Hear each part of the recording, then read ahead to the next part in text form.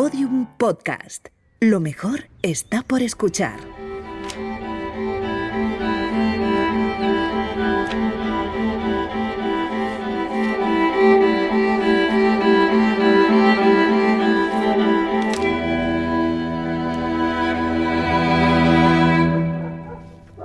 Si nos vieran desde el cielo, seríamos 3 puntitos de colores que avanzan en medio de un inmenso paisaje amarillo. Es una mañana muy fría de abril y paseo junto a 2 mujeres por el sendero que atraviesa kilómetros de campos sembrados de trigo. Estamos en mitad de Castilla. A mi izquierda, la más joven de las 3, lleva 2 enormes perros que tiran de ella, 2 bracos de Weimar que no parecen llevarse demasiado bien. La mujer de la derecha camina tranquila, como a saltitos, con un pantalón rosa, zapatillas rosas y 2 bolsitas en la mano también rosas para recoger las cacas de los perros. Y en medio estoy yo, peleándome con el viento y el pelo en la cara mientras trato de grabar nuestras conversaciones. Esa mañana no nos cruzamos con ninguno de los casi 400 habitantes que tiene Ciguñuela, el pueblo de Valladolid en el que estamos. No hay ni un peregrino del Camino de Santiago que pasa por aquí, nadie en la iglesia de San Ginés ni en las casitas bajas que la rodean. Solo se ve algún tractor a lo lejos y las cigüeñas despistadas por el frío.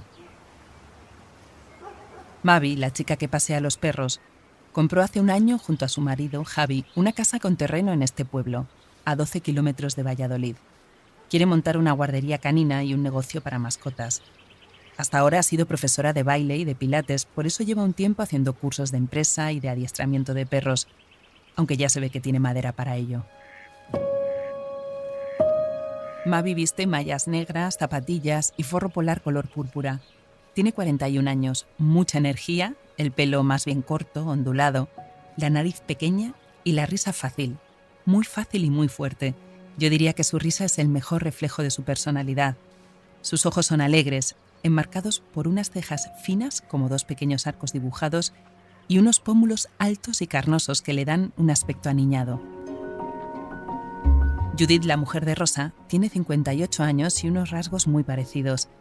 El mismo color de pelo castaño que Judith lleva liso y por el hombro, la nariz recta y fina y un labio superior que casi desaparece cuando sonríe. Y sonríe mucho también, mostrando una larga hilera de dientes perfectamente alineados y casi idénticos a los de Mavi. Son madre e hija. Es indiscutible. Se llevan solo 17 años. Se conocieron el verano pasado. Esta es la historia de Judith y de Mavi, de todo lo que las separó hace 41 años y de todo lo que las ha unido de nuevo.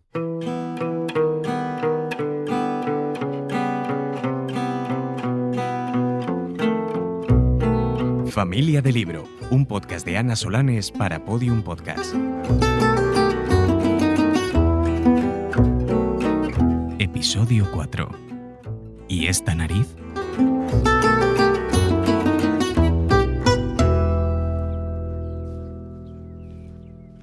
Mavi siempre tuvo la sospecha de que era adoptada. Desde niña lo sabía, o lo intuía más bien, porque no tenía ninguna certeza. No había pruebas más allá de unas facciones que nada tenían que ver con las de su familia. O sea, yo veía a mi hermano y a mi padre que se parecían entre ellos, que tenían pues uno la nariz, el otro lo que sea, y yo decía, es que no tengo esos rasgos que son predominantes, yo no los tengo. Nos hemos refugiado del viento en la única habitación caliente de su nueva casa. Una construcción enorme, aún en obras, que ellos mismos van renovando poco a poco. Puertas antiguas, un jardín rodeado por una valla de piedra, ladrillos, cubos, cables. Los perros roncan a nuestro lado y las 3 nos sentamos a charlar del giro inesperado que han dado sus vidas.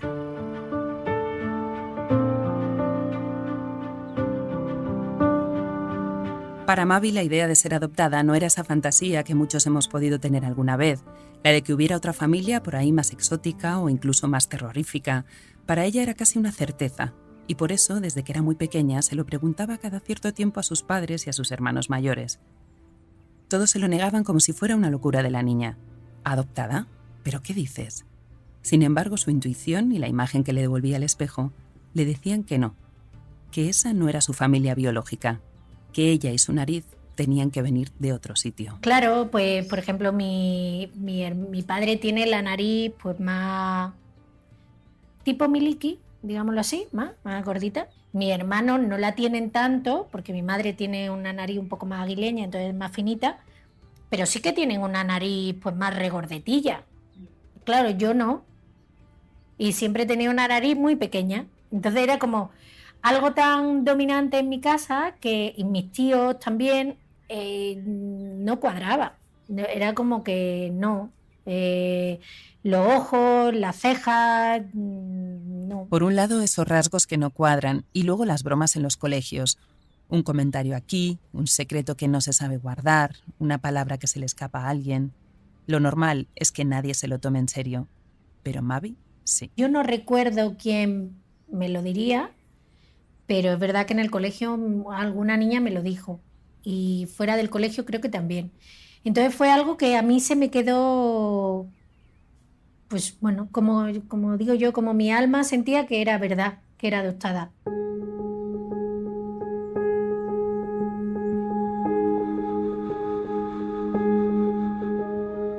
María Victoria, Mavi, nació en Valladolid en 1980.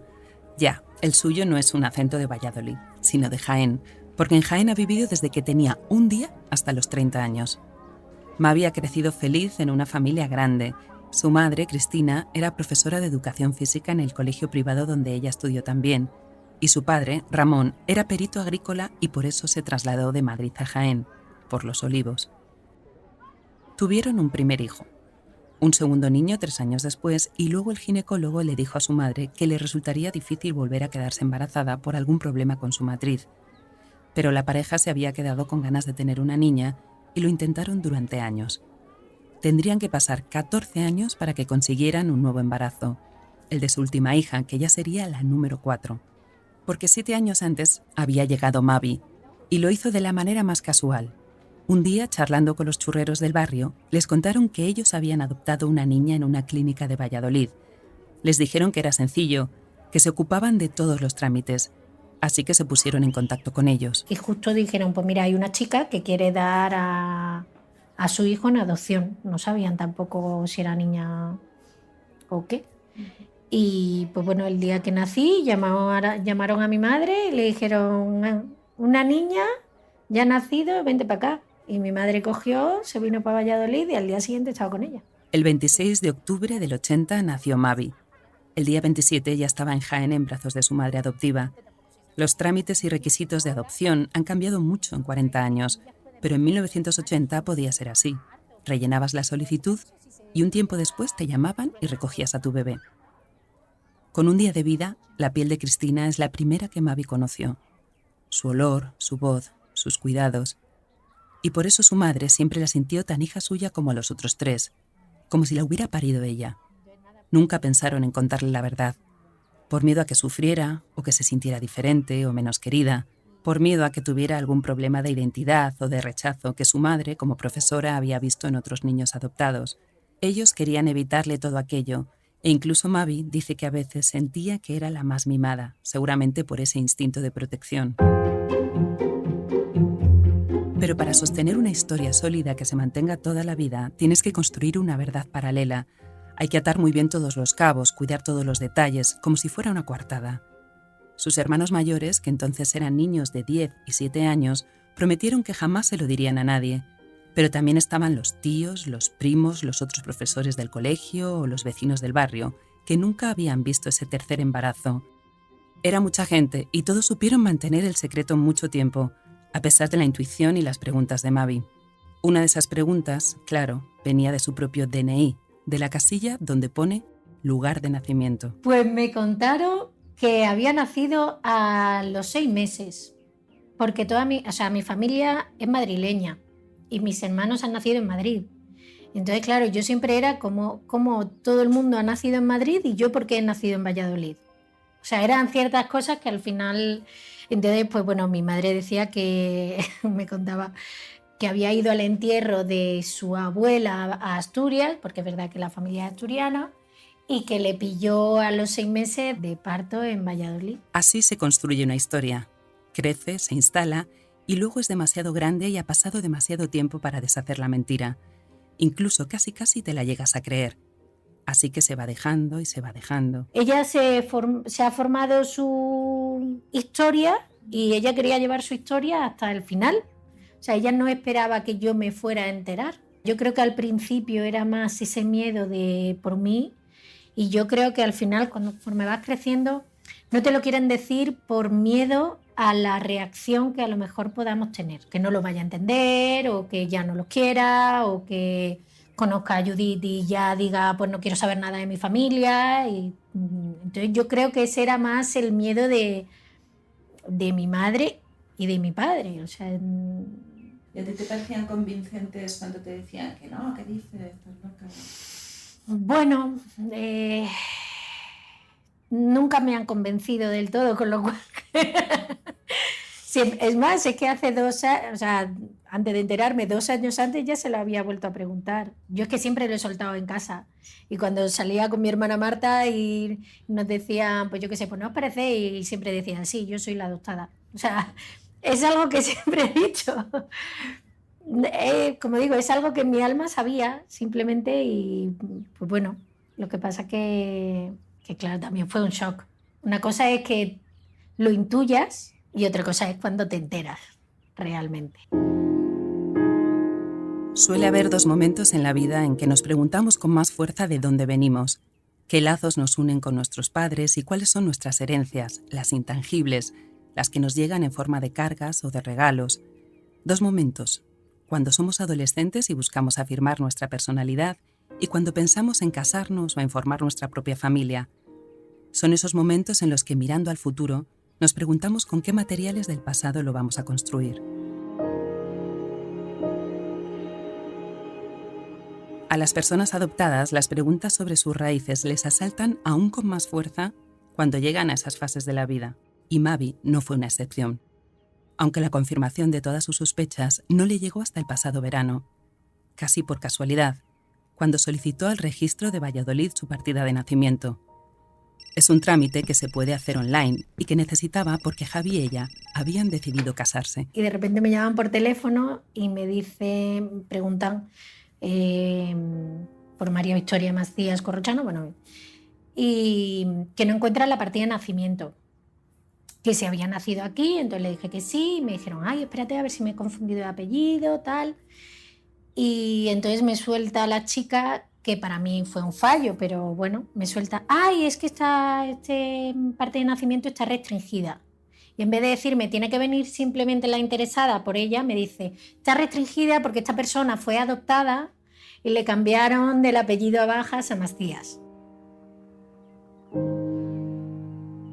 Adopción, cambio de apellido.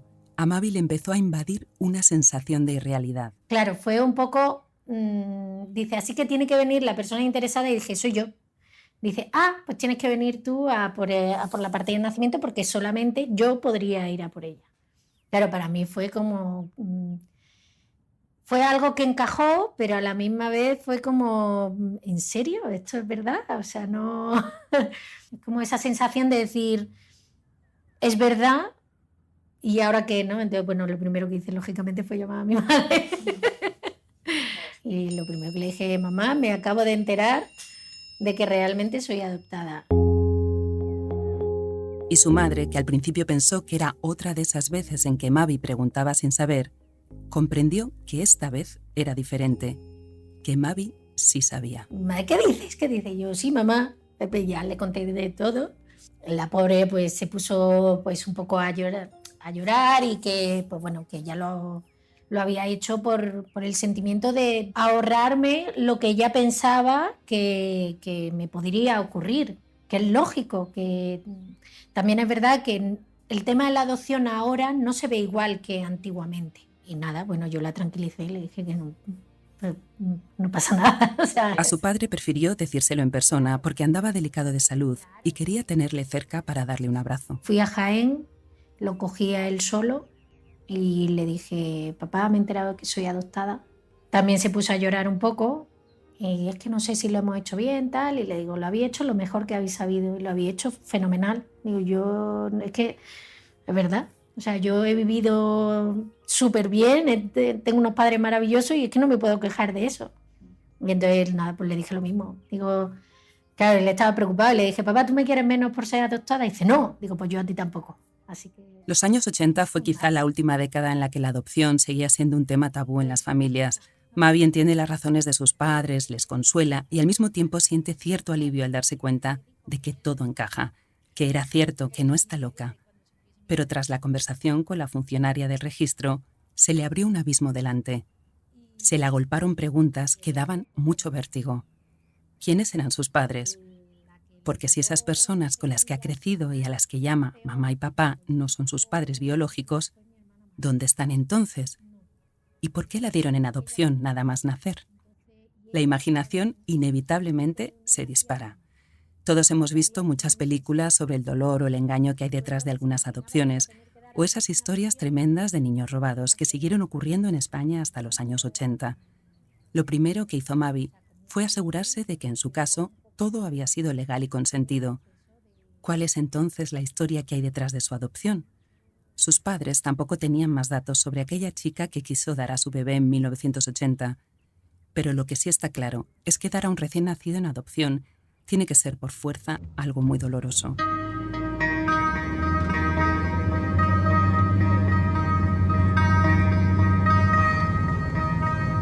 Después de unos días de nervios, decidió ir al registro a por la partida de nacimiento. Le acompañaba su amiga Marisol. Pues sí, claro que estaba nerviosa, pero llevaba nerviosa varios días. Es normal. La verdad es que se remueven muchas cosas. Llegan a la puerta del registro y Marisol le espera en el coche. Tiene que subir Mavi sola. Y fue eso, me dieron los papeles y vi el nombre de Judith Abajas Negueruela. Dije, qué nombre, qué apellidos más raros. Mira que los míos son raros, pero yo los suyos. Y nada, y cuando bajé, pues nos fuimos para el coche y Marisol mirando el apellido y dice, ¿la buscamos por internet? Judith Abajas Negueruela. ¿Cómo resistirse a escribir en Google el nombre de la persona que acabas de enterarte de que es tu madre? Mavi me cuenta que quizá tenía que haberlo meditado antes un poco, pero estaba con su amiga Marisol y el momento era demasiado emocionante para pararse a pensar. Digo, venga. Entonces la buscó por internet y nos apareció en LinkedIn. Y luego la buscó también en Facebook y nos apareció. Y vimos, claro, Marisol cuando la vio fue como, es ella seguro. Y en LinkedIn aparecía su número de teléfono, porque estaba vendiendo una casa rural que había comprado, tal y cual, entonces aparecía el número de teléfono. Le dice Marisol, ¿la llamo?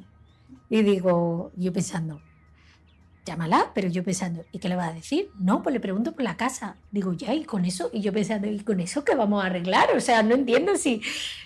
¿Cómo vamos a saber igualmente si es ella o no por una llamada? Pero bueno, en aquel momento era, venga, sí, llámala, tal.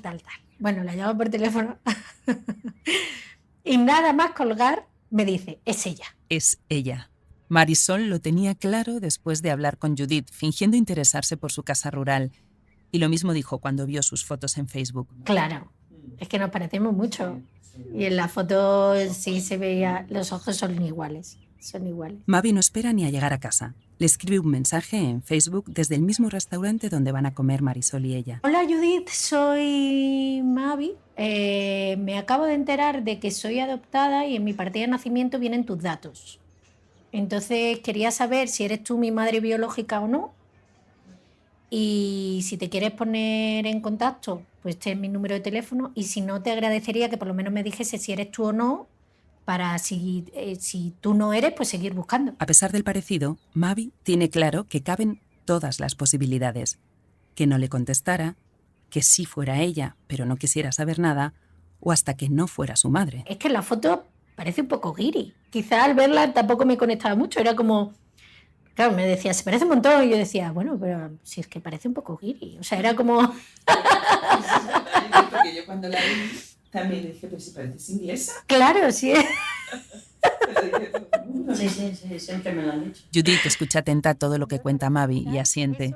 Está acostumbrada a que le digan que tiene cara de inglesa. Y lo curioso es que estaba en Inglaterra cuando le llegó aquel mensaje de Facebook que le dio un vuelco al corazón. De hecho, ha vivido los últimos 30 años en el Reino Unido y solo últimamente le daba vueltas a la idea de volver a España, a Valladolid, donde aún vive su hermana. Leyó el mensaje y ella misma, sin pensárselo, con las manos temblorosas de la emoción, le contestó de inmediato. Las dos tienen guardado todo lo que se han escrito en estos meses, centenares de mensajes.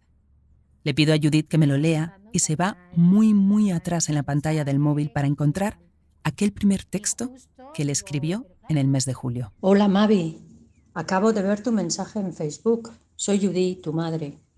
No sabes la ilusión que me ha hecho recibir tu mensaje. Últimamente he pensado mucho en ti y quería buscarte, pero pensé que tenías que ser tú la que quisiese buscarme a mí.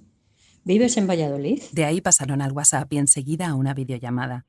¿Qué se sentirá al ver la cara de tu madre o de tu hija ya adulta por primera vez? Fue el 5 de julio de 2021. La fecha no la olvidan, como si fuera otro cumpleaños. Por primera vez, aunque sea a través de una pantalla, madre e hija se miran. Escuchan sus voces, estudian sus gestos, comparan sus rasgos, sus ojos, esa nariz pequeña que por fin encaja. Hay demasiada emoción y demasiadas cosas que contar. Una vida entera. Y ahí llorando, porque bueno, nos tiramos hablando yo qué sé cuánto tiempo, un montón. Contándome, me contó todo. Bueno, todo no. Ella me preguntaba muchas cosas.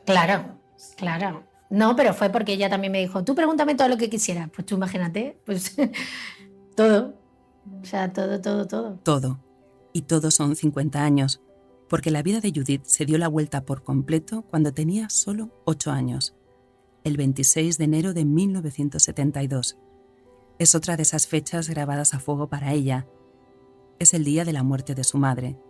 Es el día en que su mundo entero se derrumbó. Hace ahora medio siglo.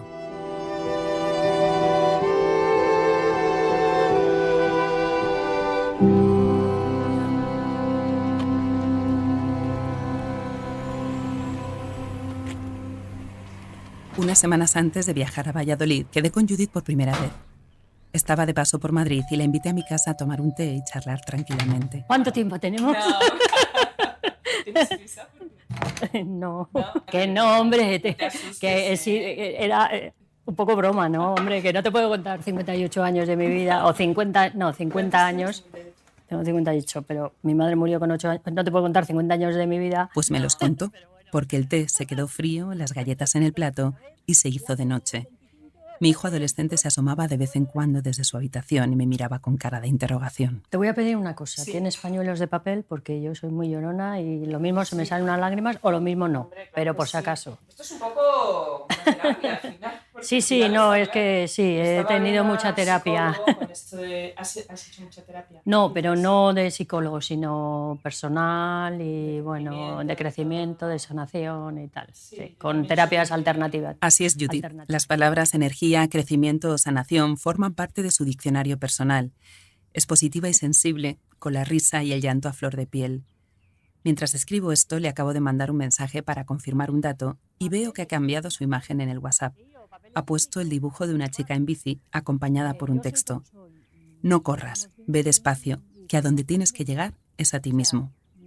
La cita, por cierto, es de Juan Ramón Jiménez, pero define muy bien a Judith. Sí, estoy comodísima. Nada más entrar, ya una vibración guay. Así que fenomenal. Le pido que me cuente qué pasó ese día, ese 26 de enero de 1972, en Bilbao. Pues mi padre mató a mi madre. Bueno, lo que pasó es que nos fuimos al colegio, normal, nos levantamos y tal, nos fuimos al colegio. Y luego al volver, pues antes de subir a casa, pues bajaban unos amigos de mis padres y nos llevaron a su casa. A todos mis hermanos, menos al pequeño, claro que era un bebé. Y nada, estábamos ahí jugando y tal. Y entonces vinieron mi tío Fernando y mi tío José Mari, su hermano.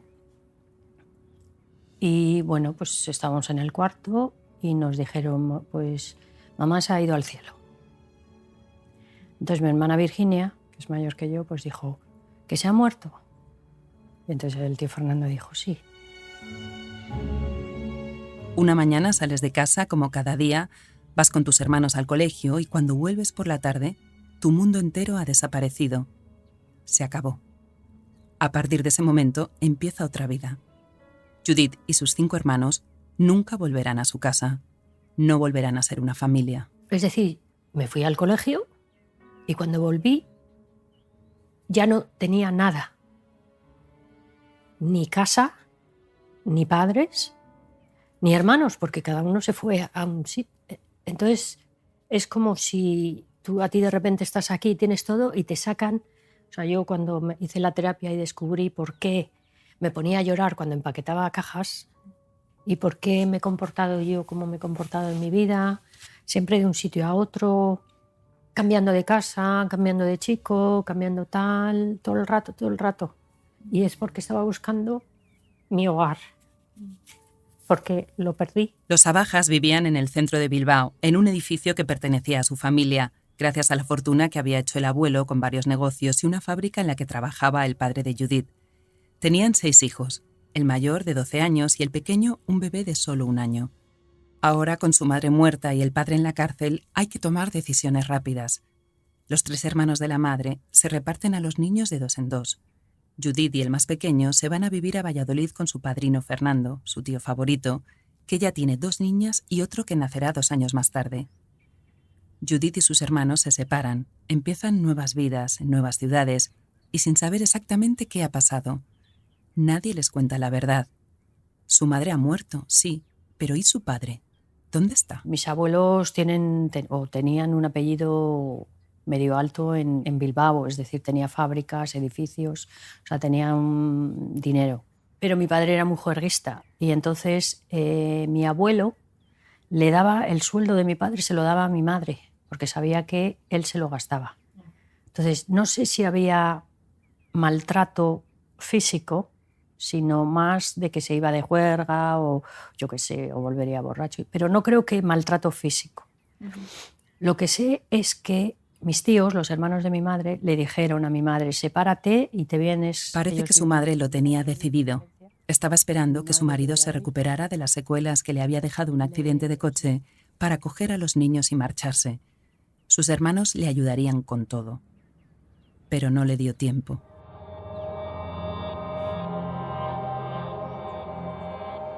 Estamos en la España de principios de los 70. Franco sigue en el poder y aún quedan casi 10 años para que se legalice el divorcio. En una familia con un estatus social alto, en Bilbao, una separación es impensable. Es una mancha en la familia. Impensable para el marido, claro, y también para la madre de este, la abuela paterna, a quien Judith describe como una mujer manipuladora que presionaba a su hijo y que, según parece, estaba presente en el momento del crimen. Yo creo que ella no quería un divorcio en la familia. Y no sé si igual, que yo sepa, estaban en el cuarto suyo de los armarios. Ellos tenían un cuarto que le llamamos de los armarios. Y creo que discutieron y la empujó y luego la ahogó y mi abuela le dijo, sí, no, mátala o no sé qué. Pero se llamaba Begoña. Tenía 39 años, 6 hijos. Vendía productos de Avon para llegar a fin de mes. Todos la querían. Tenía mucha vida por delante. Los recuerdos de Judith están construidos con lo que le contaron años después, con las piezas que fue uniendo y con el informe de la policía que sí llegó a leer. Pero con 8 años no supo nada de lo que estaba ocurriendo aquel día, en su propia casa, al fondo del pasillo. Sí, es que yo he leído el informe forense. Leí. Sí, la estranguló incluso ya después de muerta más y tal. O sea, tenía cosas después de muerta. Entonces él lo que hizo fue dejar el cadáver en el baño suyo, que nosotros no entrábamos. Él había alquilado un coche, porque no tenía coche, entonces había alquilado un coche. Entonces cogió el cadáver y lo llevó por la noche a una obra que estaban haciendo, un edificio, y lo dejó ahí. Al día siguiente la policía encontró el cadáver de Begoña tirado en la obra, pero antes él ya había estado preparando el terreno. Fríamente, con el cuerpo de su mujer aún en casa, se construía una coartada. Bueno, él llamó a las 2 de la mañana, llamó a mis tíos a Valladolid y les dijo, Begoña no ha aparecido, se ha ido esta tarde y no ha aparecido, estoy preocupado. Pues mis tíos, oye, esto es rarísimo, se fueron a Bilbao y por la mañana pues descubrieron el cadáver. Y mi padre llorando y tal, entonces, pero mis tíos sospechaban de él. Sospechaban porque sabían que su hermana estaba a punto de separarse, pero él seguía en su papel de viudo destrozado. Estuvo llorando en el entierro, fingiendo ante todos sin imaginar que las miradas de la policía ya estaban puestas en él. Entonces luego encontraron, no sé quién, si un policía o mis tíos, en una chaqueta del armario de mi padre en las llaves del coche alquilado. Y entonces buscaron el coche alquilado y encontraron sangre y pelos en el maletero. No pasaron ni 24 horas hasta que le detuvieron. Fue a la cárcel y el juicio duró 1 año, pero a los niños seguían sin contarles nada. Porque ¿cómo explicas a unos niños pequeños que es su padre quien ha matado a su madre? ¿Cómo añadir más horror a la desgracia de perder a su madre? En Bilbao, en los años 70, un crimen en una familia conocida sale en todos los periódicos. Los vecinos comentan y la noticia acaba llegando de nuevo al patio del colegio. Pues alguien del colegio de mi hermano le dijo: tu padre ha matado con un cuchillo a tu madre, no sé. Su hermano se lo contó al resto y los tíos no tuvieron más remedio que reunir a los niños, sin saber muy bien cómo decirles la verdad. Ellos fueron incapaces de decirnos exactamente. Entonces dijeron: no ha sido con un cuchillo, ha sido que le ha empujado, que se ha dado un golpe y tal. Y ya está, no volvieron a hablar nunca más, nunca hablaban de mi padre ni nada.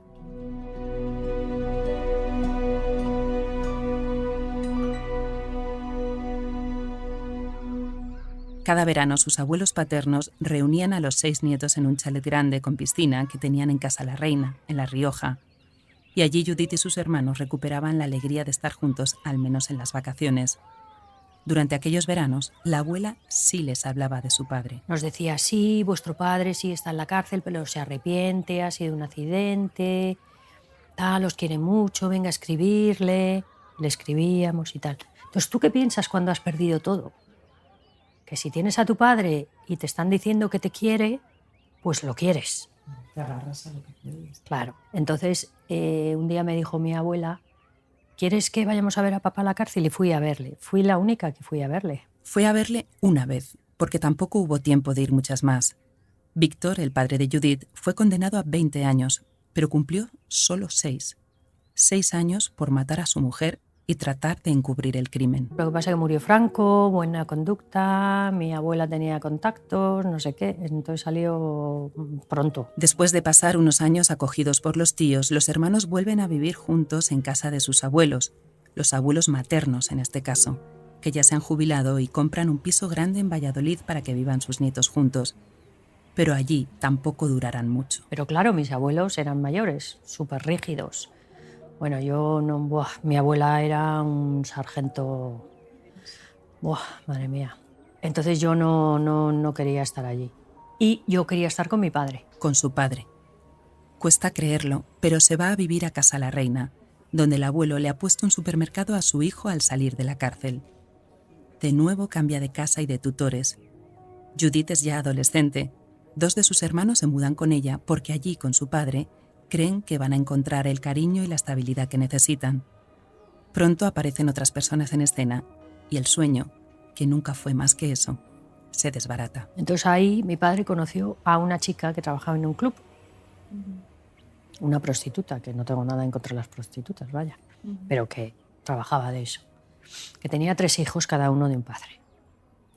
Entonces, pues se enamoraron y se casaron y mi padre le reconoció como hijos. Judith y sus hermanos empiezan a estorbar allí. La nueva mujer de su padre le acusa de robar dinero de la caja cuando trabajaba en el supermercado de la familia y una vez más le dicen que se vaya. Vuelta a meter sus cosas en esas cajas y maletas que aún hoy le hacen llorar. Se muda una vez más a Bilbao, ahora con los abuelos paternos, para empezar allí el instituto. Tiene 15 años y lleva ya 7, la mitad de su vida, de un lado para otro.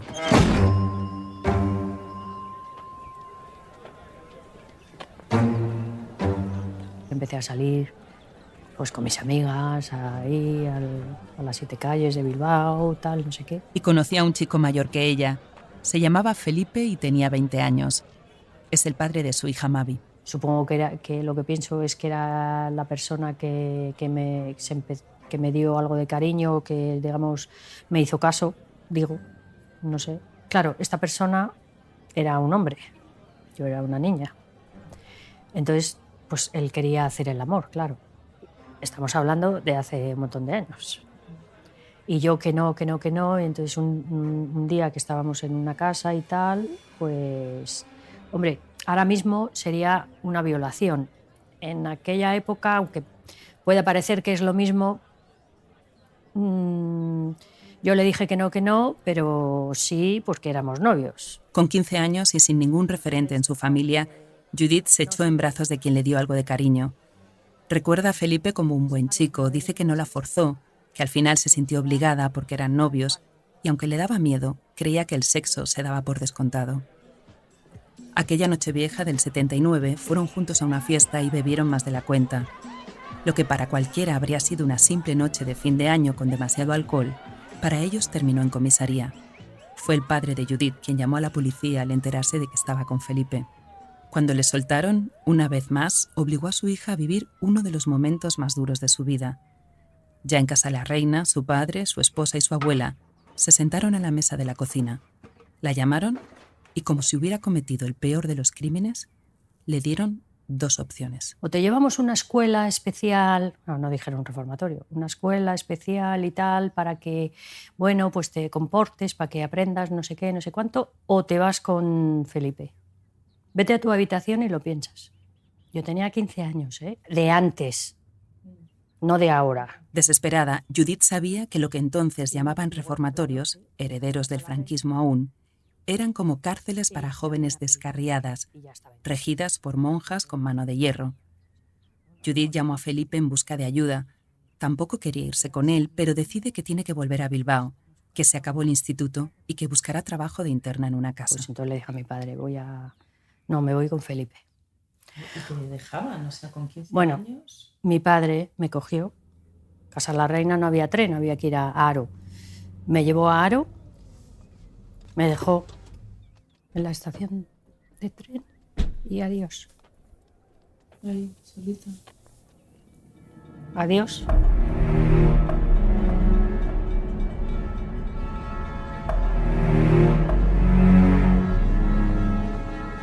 De vuelta a Bilbao, su primer trabajo de interna le falla en el último momento y acaba durmiendo en el suelo de la fábrica de su abuelo, junto al calefactor. Es un 2 de enero. Entra en la fábrica cuando salen los trabajadores y sale a las 6 de la mañana, antes de que llegue nadie. Compra el periódico, mira los anuncios y llama cada día desde una cabina, hasta que encuentra una casa que la contrata de interna. Ni siquiera piensa en ese momento en llamar a sus tíos de Valladolid. Era como que yo me tenía que solucionar las cosas yo. Que lo que me había pasado, yo lo tenía que solucionar. Así he sido siempre. Fíjate, con 15 años. O sea, que fíjate, si hubiese llamado a mis tíos, pues hubiese tenido otra vida. Pero bueno, porque en esa época no estaba embarazada, por ejemplo. Todavía. Pero tardaría poco. Los domingos que tiene libres sale con Felipe, pero está con él solo porque no tiene a nadie más. Entonces me quedé embarazada. Y Felipe se quería casar. O sea, Felipe no era malo, ¿sabes? Yo le tenía miedo y tal, pero no era malo. ¿Y por qué le tenías miedo? No era miedo, era que yo no quería hacer el amor. O sea, es que no era el amor, era...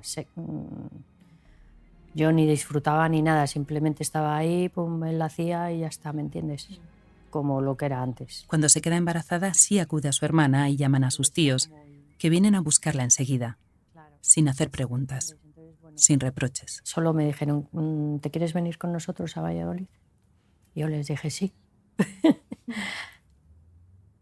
Entonces volvimos a la casa y le dijeron a la señora, se viene con nosotros, y la señora, ¿pero cómo se va a ir ahora mismo y tal? Y yo me fui corriendo a la habitación, hice la maleta y me fui con ellos.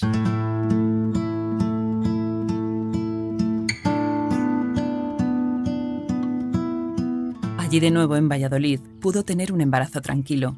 Incluso estudió en una academia y sin presiones decidió que lo mejor sería dar en adopción al bebé. Judith había desaparecido de Bilbao sin avisar a Felipe, que aún pensaba en casarse, pero él se enteró y fue a buscarla. Y fue allí, pero ya cuando había dado a luz.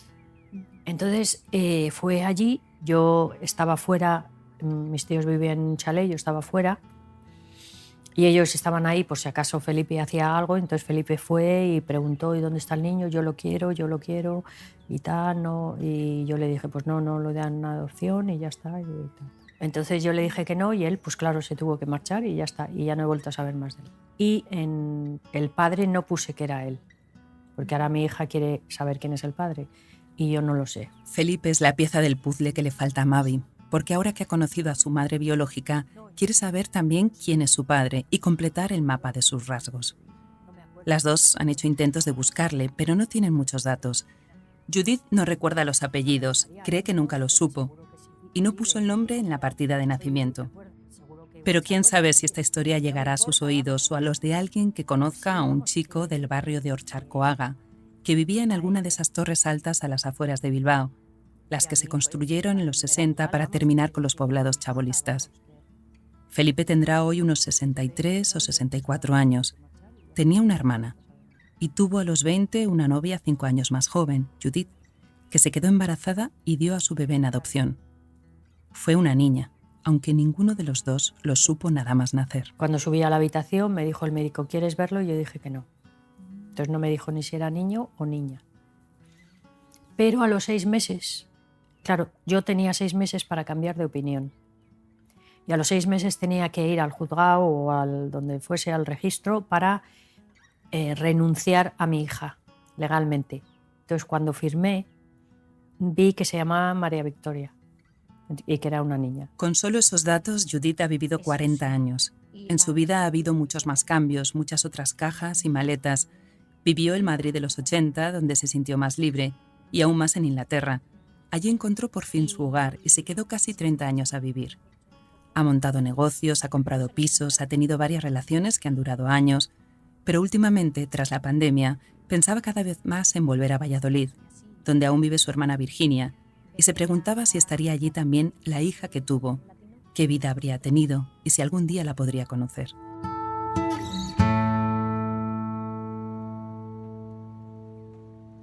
Esta es una de las cosas que más me sorprenden de la historia de Judith y de Mavi, que de todos los sitios posibles del mundo, después de 30 años viviendo una en Inglaterra, en Portsmouth, y otra en Jaén, coincidan las dos, sin saberlo, viviendo en Valladolid, al mismo tiempo, como si algo las hubiera guiado para conocerse al fin. Hay gente que lo llamaría destino, hay gente que, bueno, energía, hay gente que lo llamaría casualidad, pues bueno, cada uno que piense lo que quiera.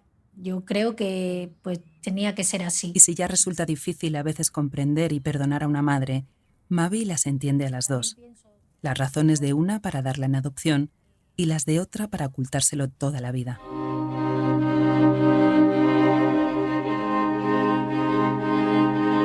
Le pregunto cómo se quedó cuando Judith le contó su historia, aquel todo que empezó en su primera videollamada y siguió cuando por fin se pudieron dar un abrazo, mirarse a los ojos y hablar durante horas. Me quedé un poco loca. Me quedé un poco loca porque es duro, es fuerte. Y lógicamente pues eso, entiendes todo. A lo mejor suena un poco raro, pero bueno, yo le dije que agradecía el hecho de que me hubiese dado en adopción, que no significa que si no me hubiera dado en adopción no hubiese vivido bien, que no tiene nada que ver, pero sí que es verdad que a lo mejor esa carga, entre comillas, psicológica que ella tenía, no sé cómo se hubiese volcado hacia mí, digámoslo así. Desde que conoció a Judith, Mavi siempre ha tenido cuidado de que su nueva relación no hiriera a su madre, a Cristina, que vive en Jaén. No se pueden ver tan a menudo y podría ponerse un poco celosa. Le ha hecho saber que nada iba a cambiar entre ellas porque hubiera encontrado a Judith y que su madre y su familia siempre serán ellos, con los que ha crecido. Judith quiso un día hablar con Cristina y darle las gracias también por la familia que tiene y por lo bien que habían cuidado de Mavi. Quedaron en conocerse pronto. Hicimos una videollamada y entonces se conocieron. Estabas delante. Claro. Bien, un poco raro, digámoslo así, pero nada, muy bien. A ver, bueno, ha tenido sus momentos, es normal. Había decidido contar esta historia desde el final. Una madre y una hija que se encuentran por fin en la misma ciudad después de 41 años y 1000 peripecias. Pero enseguida comprendí que no es el final de nada, sino solo el principio de una relación que nace, de una familia que se duplica y de afectos que se extienden, que se suman y que no excluyen. Como le dice mi hermana, dice, ahora tienes 2 madres, 2 familias. Dice, bueno, 3, una, la de Javi, la tuya y la... Y Javi dice que tiene 2 suegras, tú imagínate que es disgusto.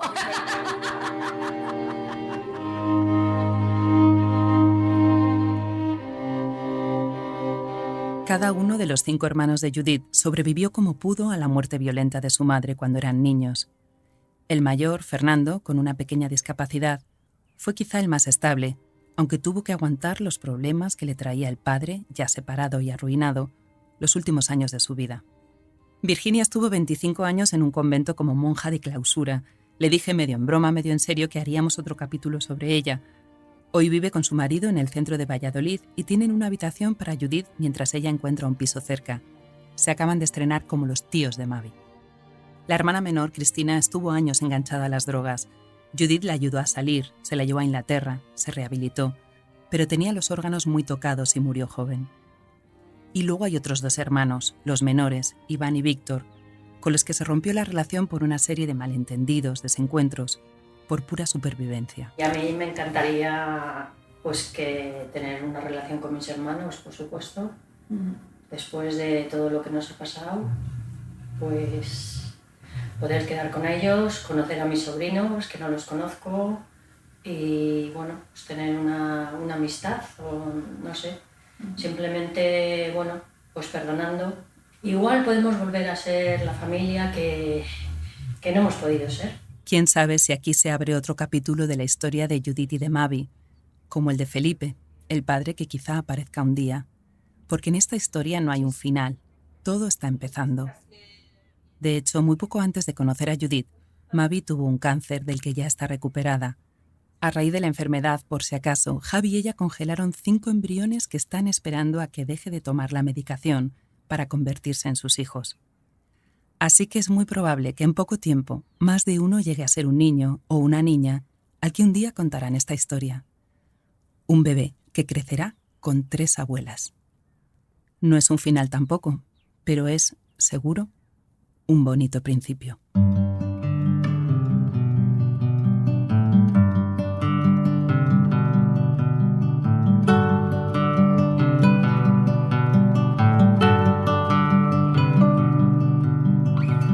Familia de Libro es una producción original de Podium Podcast. El guión, la dirección y la narración son de Ana Solanes. El diseño sonoro es de Elizabeth Búa. De la edición se encargó Ana Rivera y de la producción ejecutiva Lourdes Moreno Cazalla. Gracias por escucharnos.